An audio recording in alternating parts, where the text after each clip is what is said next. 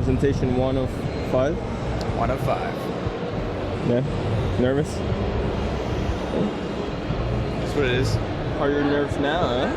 You know, I was hoping it'd just be like a sparse first audience, but you know.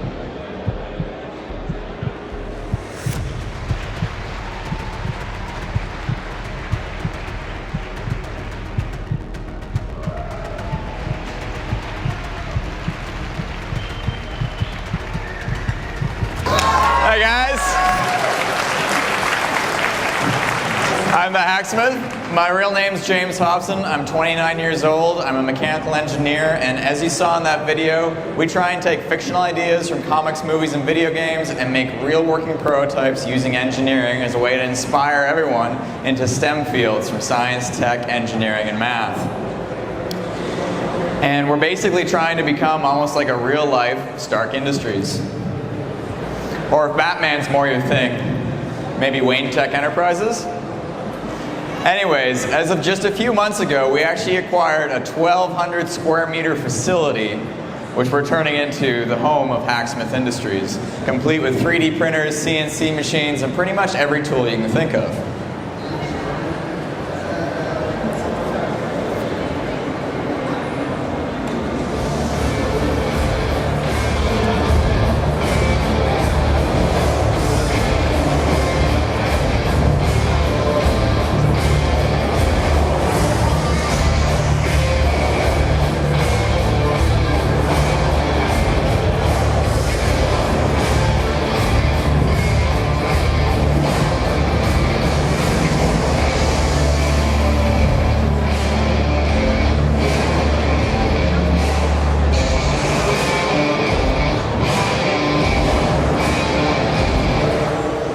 With this new facility, we're going to be able to hire more people, work on more projects, and produce more videos and inventions on YouTube, including something that we like to call the Hacksmith Internship, where we'll actually be accepting applicants from around the world to come work with us in the workshop.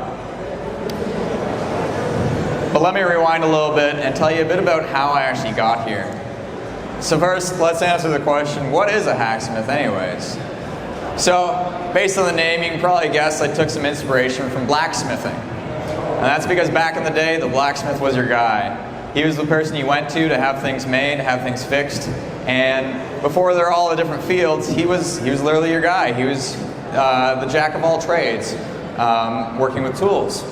So a hacksmith is kind of like a 21st century spin on the word, someone who can make or fix things using all manner of technology, and it's similar to a maker, engineer, and inventor. And the beauty is I may be the hacksmith, but anyone can be a hacksmith. So you might be wondering how I even got started on YouTube. Well, I've actually been on the platform almost since it was created. I signed up in 2006, a few months after the website was launched. And back then I was just making videos with my friends, just as a hobby really, and it wasn't for a few more years until the idea of Make It Real came about.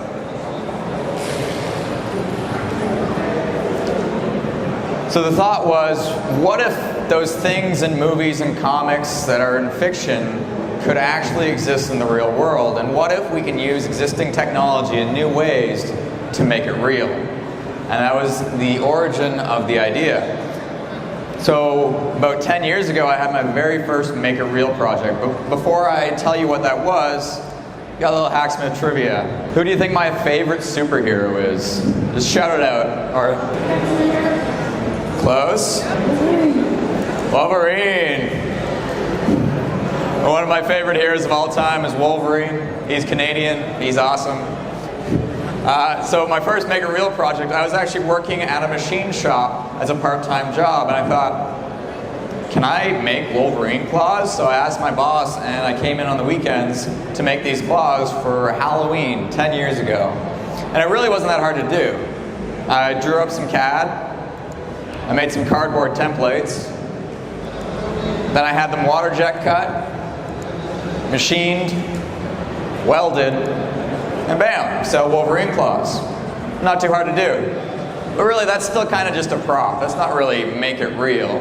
But it's a bit hard to make it real when You have an adamantium skeleton and super strength and regenerative healing. So how do I do that part? Well, I can't really do that part. But in the movies, you always see him cut through pretty much anything, including steel doors. So we thought, how could we cut through steel doors without breaking my wrists? Well, the answer was a bit of electricity.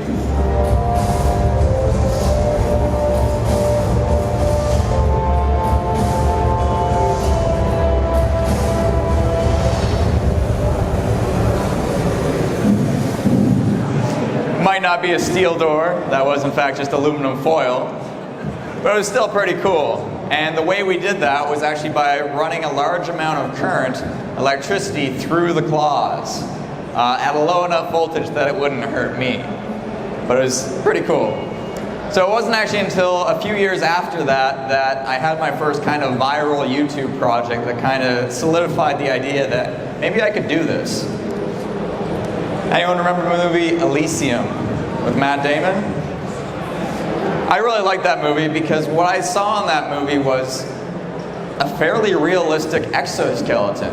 It didn't make him superhuman, it just gave him a bit of augmented strength, and it wasn't too ridiculous. In fact, it seemed like the most realistic exoskeleton I had seen in a movie in a long, long time. So I thought, you know, it would be really cool if I could make one like that. So I did. And I actually went on to upgrade it, and again, I actually curled 125 kilograms, so over twice my own body weight, which I don't think any human has ever done, because even the guys who can curl that much, they weigh like 400 pounds. So that was actually my first project on YouTube that got over 100,000 views. And even the local newspaper took note. Mad Scientist has a nice ring to it. You know how they say all the best things start in a garage? We got the garage, Apple started in, Google, Amazon. Well, after that exoskeleton video happened, I finally found the perfect house with a garage bigger than the house. And as you can see, it's quite a bit bigger than Apple and Google's garage, so you know, maybe in 10 years. Anyway, I knew having that garage was going to unlock a whole set of new possibilities for the YouTube channel and being able to make bigger and better projects. And if you don't have a garage, that's okay too. Who here has heard of makerspaces? Raise your hand if you have. Not many people. Okay, this is good. So what a makerspace is it's kind of like a community workshop. All its members pay a small due once a month, maybe 5 or 10 euros, to be a member of a community workshop where you have access to 3D printers and laser cutters and tools and like-minded people who you can work on projects with together. And in fact, there's a ton of them around. I've actually been to the Netherlands 2 or 3 times now, and I've visited several makerspaces right here in the country, including Hackspace in Heerlen, Madspace in Eindhoven, Hack 42 in Arnhem. That makerspace is really cool. It's actually in a decommissioned German military base in Arnhem. They have the entire property, big farmhouse that used to be a military base, and it's filled with 3D printers and laser cutters and really cool people making cool projects. And there's also even Technologia Incognita in Amsterdam, right here. So yeah, check out makerspaces if you don't have a garage and you want to work on cool projects like us. But where was I? The garage.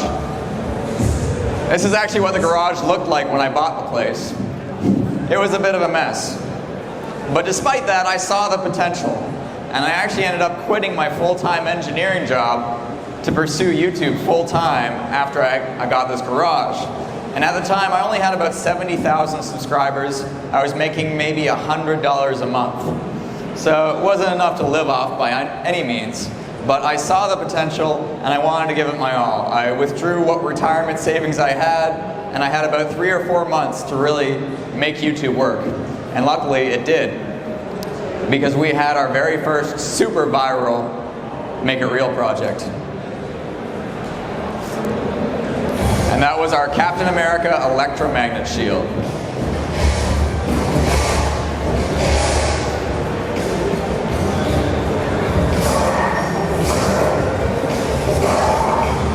So after I released this video, our channel went from 100,000 subscribers to 500,000 in just 1 month. Suddenly we were a fairly big YouTube channel and it was actually working.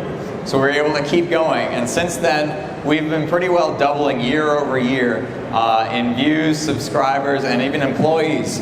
And we've made over 100 Make It Real projects with hundreds more planned. So I've actually brought the shield here today, and I want to talk a little bit about the physics behind it. So it was first introduced in, I believe, Civil War. And basically Tony Stark upgraded Steve Rogers' suit to have electromagnets inside the sleeve, which allowed him to track the shield after throwing it at bad guys. The issue is, real-world physics don't quite work like that. The amount of energy you need to create a magnetic field capable of attracting a shield from, say, 10 feet would be in the megawatt range.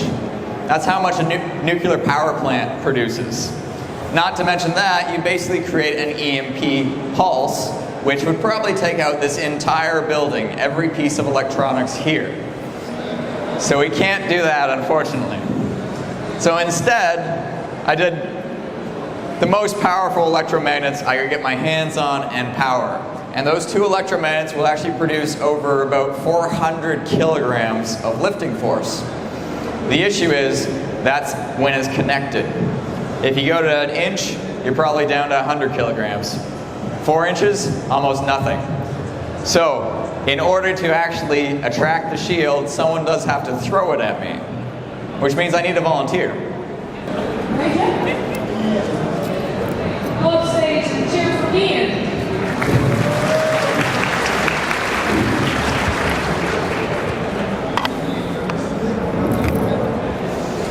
Alright, so you're going to hold the shield like this, and then I'll say 3, 2, 1, and you throw it, and try and just throw it flat towards me. And we'll do it short, and then we'll try farther, and see how far we can go. So let's just do a quick test. Try and pull. It's not coming off. Alright, ready? 3, 2, 1. Not bad. Let's try a bit farther. 3, 2, 1. Even farther. 3, 2, 1. Yes. Pretty cool, right? Thanks.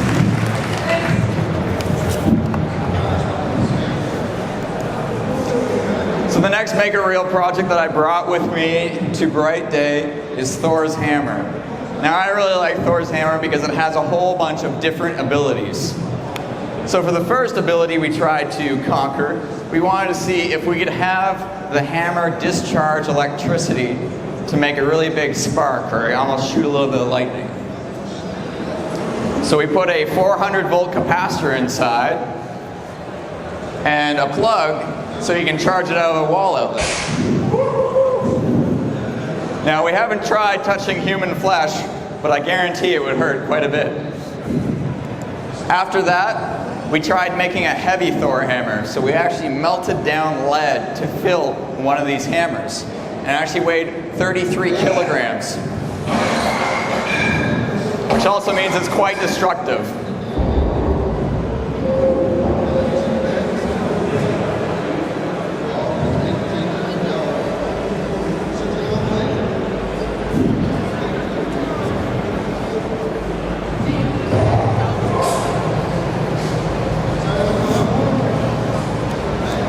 We also caught lightning with Thor's hammer.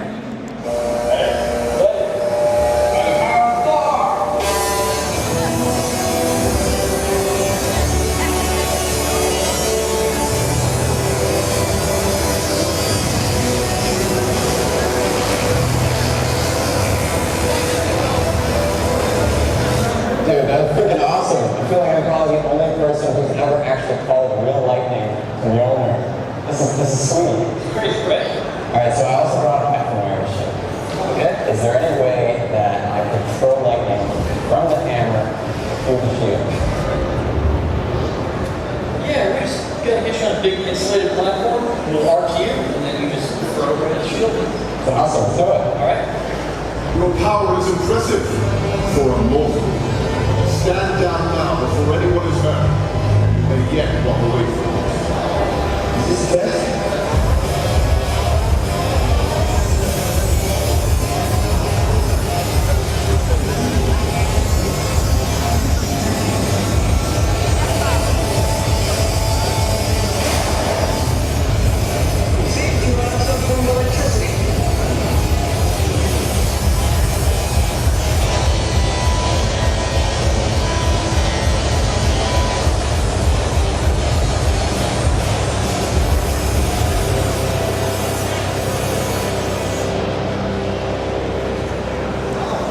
Pretty cool, right?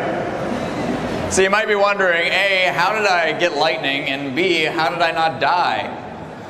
Well, number one, we teamed up with a company in Texas called Applied Tesla Technology, and they actually make some of the world's biggest Tesla coils.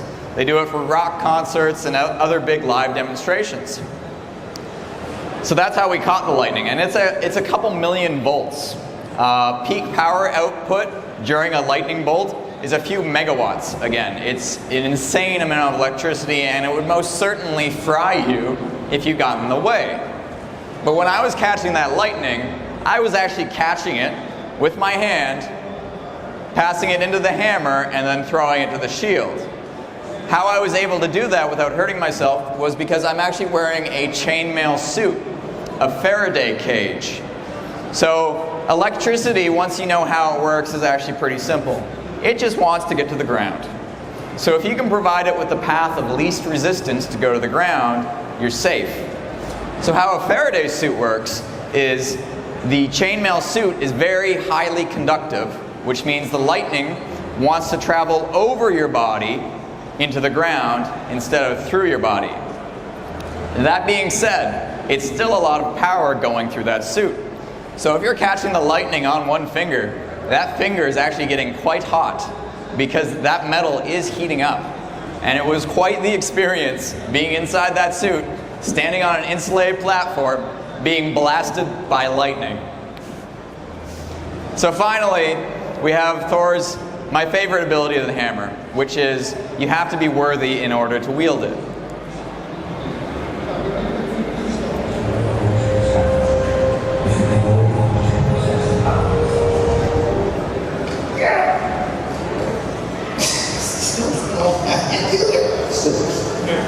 That's what I lifted. I can do last time. Yeah.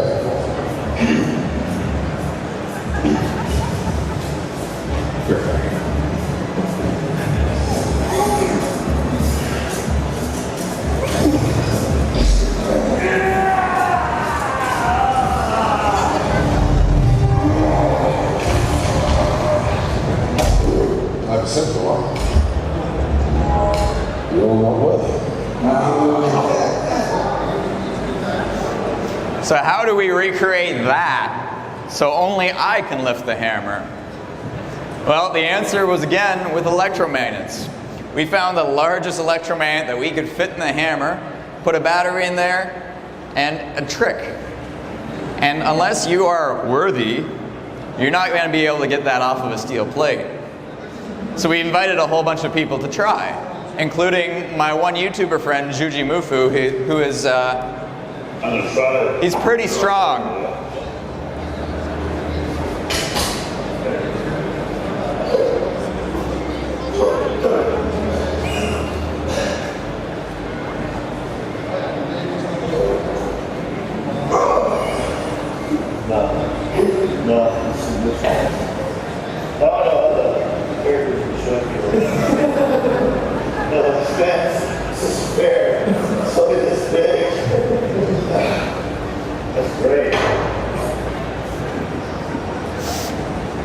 So, I actually brought this hammer with me, and I need some volunteers. Who wants to see if they're worthy? Alright, so I have a few rules before we get started. Number one, don't pull on the leather strap. It will fall off. Number two, you have to pull straight up. No tilting it, no kicking it, no nudging it. You have to pull straight up. That's because electromagnets are very strong, but with the power of a little physics and geometry, you can actually weaken the field significantly by angling it slightly. That being said, if you wanted to pick this up straight, it would take a force of over 500 kilograms. Who's feeling strong? Also, you have to stand on the plate, because otherwise,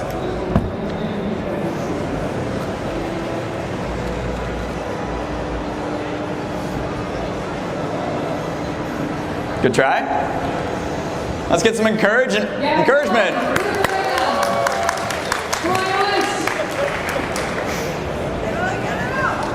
Come on! Woo! You put me in the deep end, yeah. Last one. Try it. Okay. It's really not that hard. Yeah. Not fair. Thanks, guys. Thank you, guys. So how did I pick it up? With a ring. Yes. Our guy. So, for our definition of worthy, we have a little inside joke. You see, in Canada, if you get an engineering degree, you get something called the iron ring. You wear it on your pinky. And what we did was we actually made an invisible switch. If you connect a piece of metal between the casing of the hammer and the very first ring, it will disconnect the electromagnet, basically acting like a light switch. Now, funny enough, we weren't planning on this, but the way we designed the circuit, because the electromagnet is something called an inductor, when it's actually generating a magnetic field, it kind of stores an electrical charge. So when you touch it, it actually shocks you as well, which means if anyone's not ready, but they know the trick, they might get shocked slightly and let go and not actually pick it up. So kind of a little fun, unintentional effect of our project.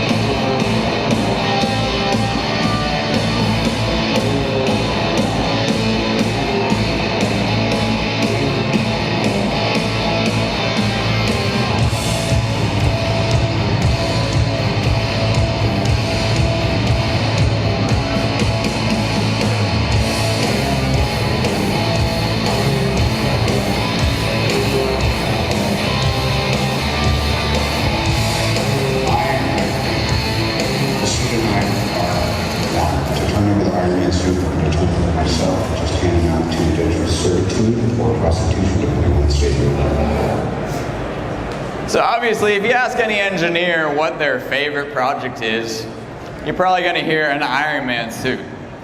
Now, unfortunately, a lot of the Iron Man tech shown in the movies just isn't really physically possible. Some stuff is, other stuff's a bit ridiculous. Either way, we've started working on a bit of an Iron Man suit, and we start with the helmet, which was a bit easier to do. So what we did was we actually started with a metal replica helmet, and we actually added some electronics inside, including a heads-up display that offers augmented reality while you wear the helmet. So the main feature we have added right now is a night vision camera. So if we turn off all the lights, I can still see everyone wearing this helmet. And we've actually got a Raspberry Pi Zero inside, powering the whole thing. And we're planning on adding a few more different gadgets like that to it. So that's a pretty fun little make it real project.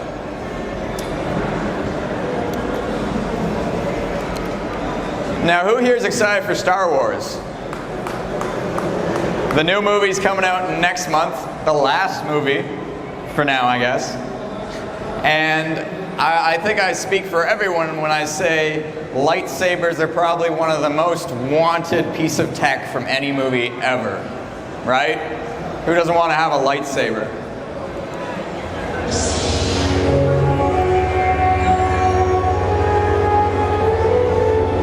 So what if I told you that's not just a prop lightsaber with an LED or whatever lighting it up? No, that's actually yellow hot titanium. It's over 1,000 degrees Celsius and it's capable of cutting through things. But how do we do that? So for this project there was two big issues with lightsabers. Number one, the amount of power required in such a small handle to create a blade is pretty much unimaginable at this point with technology. It's estimated that if you actually wanted to have a lightsaber that could cut through steel doors and things, you would probably need power output in the range of 5+ megawatts.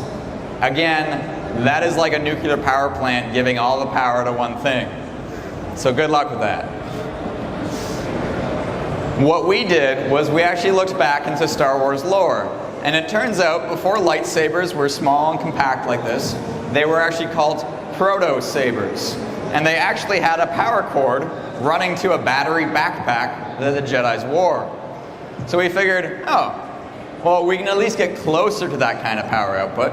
So this lightsaber actually draws about 5 to 10 kilowatts of electricity, which is still a lot of power. That's about 1/4 of the average European household's electricity supply to the entire house going into a lightsaber. Pretty crazy, right? But then the next issue is, how do we make a blade that can be red hot and still rigid so you could fight with it or cut through things? Well, we had to do a bit of metallurgy to figure that out. And we've picked two materials, titanium and tungsten, in order to do this. Yeah. Calculating? Yeah. 695. Okay.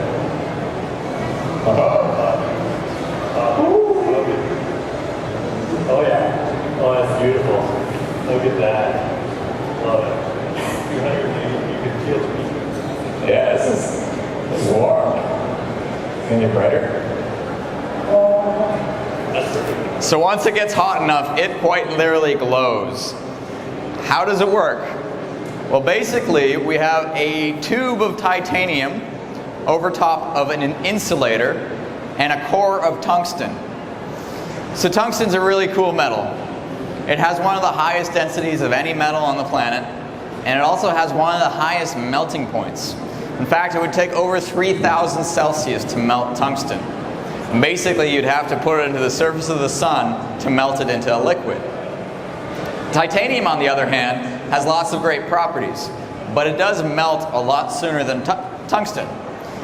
So, if you can get titanium hot enough, you can make it yellow hot on the verge of melting. But the tungsten is fine. It's not melting, it's not bendy or anything, which means you can actually have a rigid lightsaber blade. Whereas if you just had the titanium, it would get that red hot, and then it would flop like a noodle, because there's nothing holding it up. And like I said, that is over 1,000 Celsius, which means you can cut through a lot of things. In fact, we recreated one of the scenes from one of the movies using the lightsaber.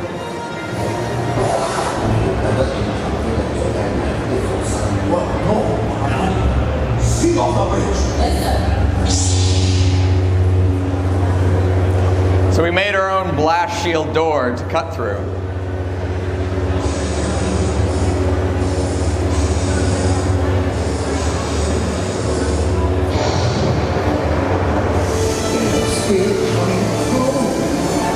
This is impossible!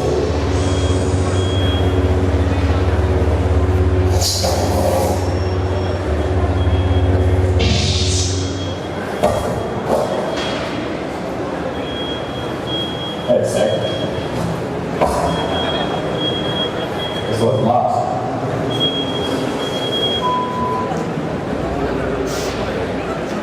Anyway, we have tons more Make It Real projects on our YouTube channel. If you just search Hacksmith online, you'll find us. There's over 100 Make It Real videos. And we've actually got a booth over there with quite a few projects on display. We have hats for sale. You can come meet me, take a photo with me.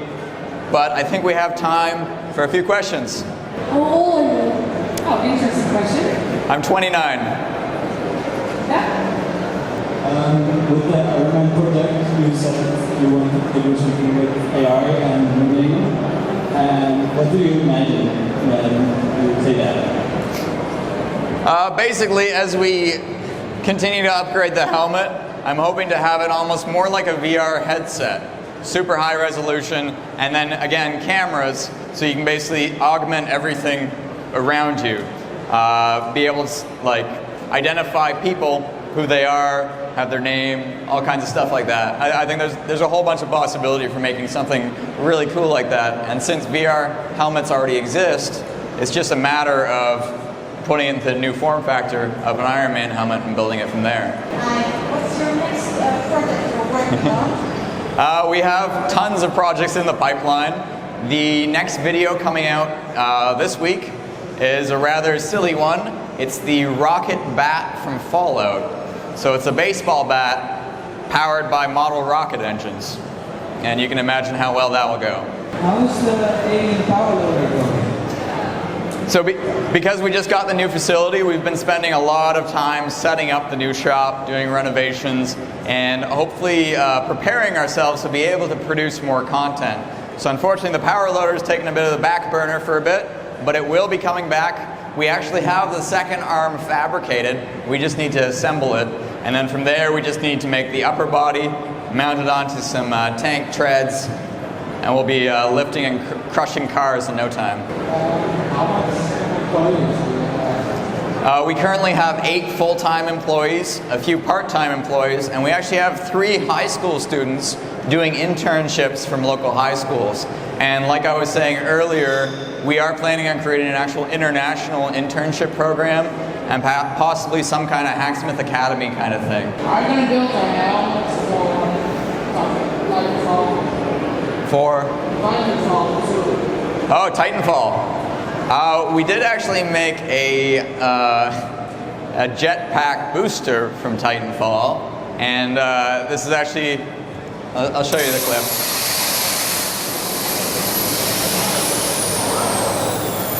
So a bit hard to see there, but those are 2 jet engines strapped to my hips, and what happened was one of them turned off mid-flight, which means I became unbalanced and fell. That's one of the trickiest parts with flying like Iron Man or any kind of project like this, because if you lose one source of thrust, you don't really have the time or the ability to counter that before you're already on the ground. And if you can imagine actually being high up in the air, even 10, 20 feet, you might start a spin and splat. So this kind of stuff is dangerous, and the problem is the movies make it look way too easy, because it's really not that simple. We have a question here. What app do you use for editing? We use Adobe Premiere. How do you get the budget for the project? We are fully self-funded off of YouTube, but that being said, we've grown the company so much that we couldn't just do this off of YouTube ads. So we have a lot of dedicated sponsorships where brands will actually sponsor a specific project in order for it to happen. Black Panther shoes. A Black Panther suit. We haven't tackled that one yet, but I have been thinking about it, and we might try and do something. I think it would be really cool to do Black Panther's claws. And now that I have the space in this big warehouse, set up a wall that I could literally claw and slide down the wall. So, might try doing something like that. What was flying the Dragon suit like? It was pretty awesome. So if you guys aren't aware, one of our projects was attempting to fly like Iron Man. And we tried several different ways. We used model rocket engines, which were really dangerous. We tried electric ducted fans, which were kind of too heavy with batteries. And we even started playing with jet engines. But at the same time, there's actually an inventor in Britain, his name's Richard Browning, and he formed a company called Gravity. And he's actually successfully made a jet suit that has 2 jet engines per arm and 1 on his back. And he actually just set a world record last week going 85 miles per hour. Like, that's like 140 kilometers. Crazy. And I've actually had the opportunity to meet him a few times. We're friends. He's an awesome guy. And I've had the opportunity to try that suit. I haven't been able to fly because it takes a lot of practice and time, which unfortunately both of us are very busy people. So I haven't been able to fly it yet, but I might in the future. What is something you still really want to make? Obviously the Iron Man suit, but I am really excited about finishing the power loader because it will be one of, I want to say one of our best Make It Real projects because it will be very practical. We'll actually be able to lift a car with it, crush metal, all kinds of stuff like that. So I'm pretty excited to have a mech to drive around. How's the Carbon project coming up? So basically, after I tried Gravity's jet suit, they've already kind of like, they've made a pretty good design. We may be working on a similar one just to try. Are you going to do a Star Wars project? Yeah, we actually have a new lightsaber video coming out when the new Star Wars movie comes out with a better lightsaber blade capable of cutting more things. Lightsaber 3.0, right? Yeah. What was the hardest project to make? Probably Stormbreaker. It took a long time, hundreds and hundreds of hours. We don't have much time left though, so I want to just talk about one other thing. A normal question people ask is, what's the most, or how injured have you gotten from one of your projects? And luckily I haven't injured myself too badly. I dislocated my shoulder once testing a jetpack. But more recently, I almost took a rocket-powered batarang to the face. And luckily, the security cameras were recording.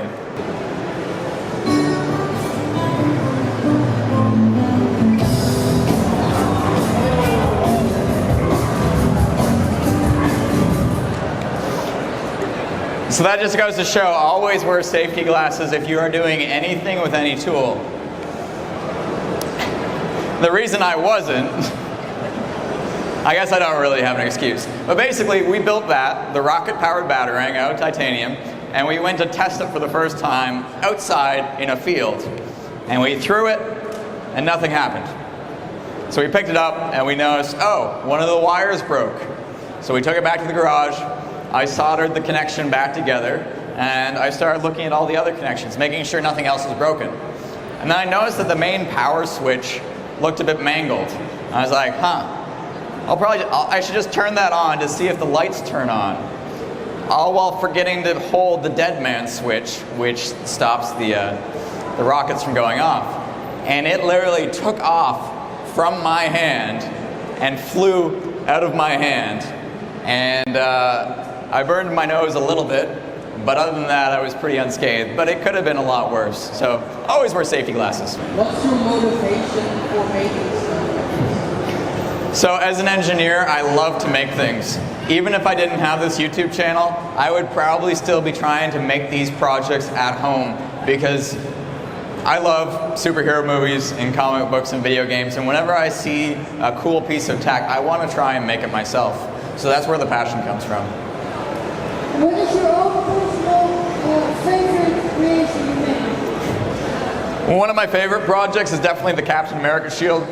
Mostly because it's what allowed this to all start. If that project hadn't gone viral, I might not be standing here today. YouTube is a very fickle platform, and it's very hard to succeed on YouTube. So I recognize that we had a lot of strokes of luck when videos got shared and grew the channel as much as it did. What other things are you going to add to the Batmobile?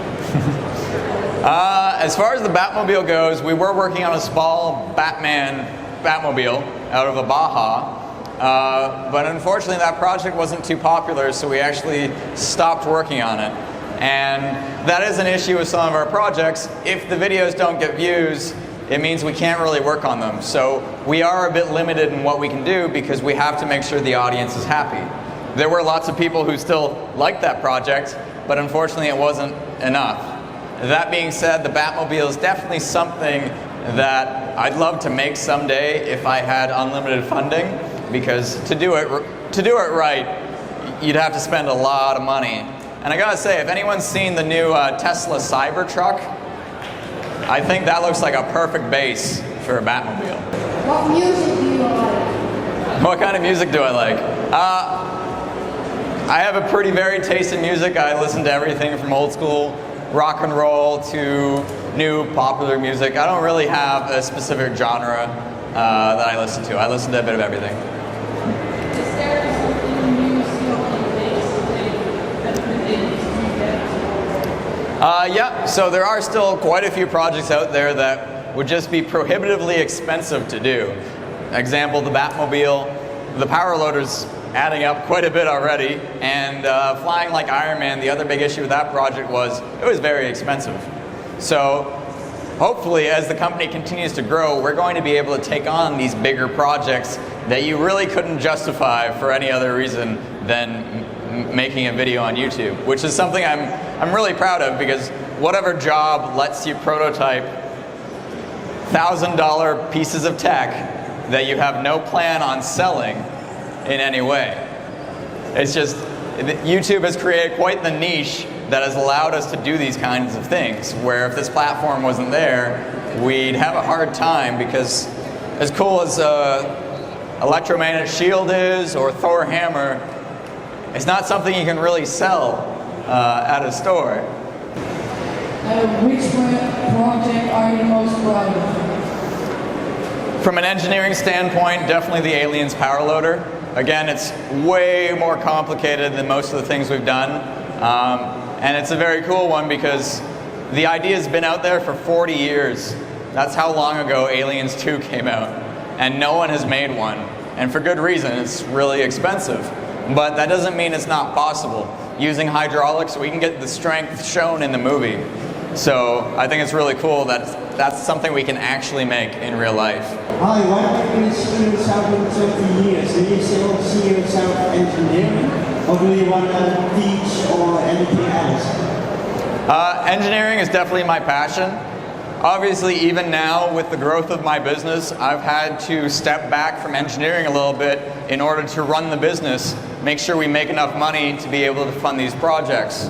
But once the business gets running more smoothly, I definitely want to get back to designing things in CAD and making it real myself. But there's only so much one person can do, which is why you need to build a team of people around you to really, hopefully, change the world. What qualifications do you have? I just have a bachelor's degree in mechanical engineering, and engineering school is definitely the place to go if you want to build stuff like this, but it's not a necessity. The internet is an amazing resource, and if you're determined and resourceful enough, you can learn how to do pretty much anything online. So really, the most important thing any one of you can do if you want to do stuff like this is start. Start small on a small project, build your skills, build your tool sets, and grow from there. What is your favorite thing to do? Mostly work these days. Making these projects. Are you planning to upgrade to power fist? Possibly. I was thinking a rocket-powered fist might be kind of cool. So, we're done with the questions here. But the last time I finished this whole thing and he showed another video. So are you going to do that again? Yeah. Okay, so before I end, he's going to show another video. So one of my other favorite superheroes is Batman. And that's because he's just a normal guy. All he uses is tech to make him super. And the cool thing is there's a ton of Batman gadgets that are totally possible. One of them that I made a few years ago now was his grappling hook gun. One of the most iconic uses of Batman's grappling hook gun is ziplining between buildings. Let's see if we can do it.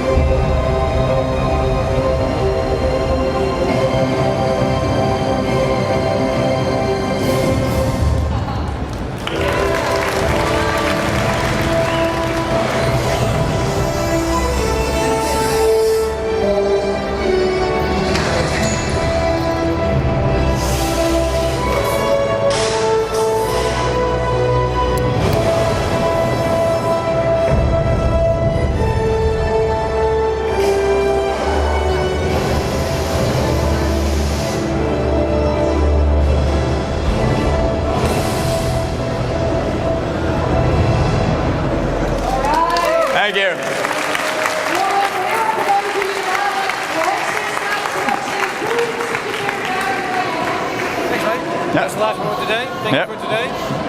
How's that? That's pretty good. Yeah. You liked it? Yeah.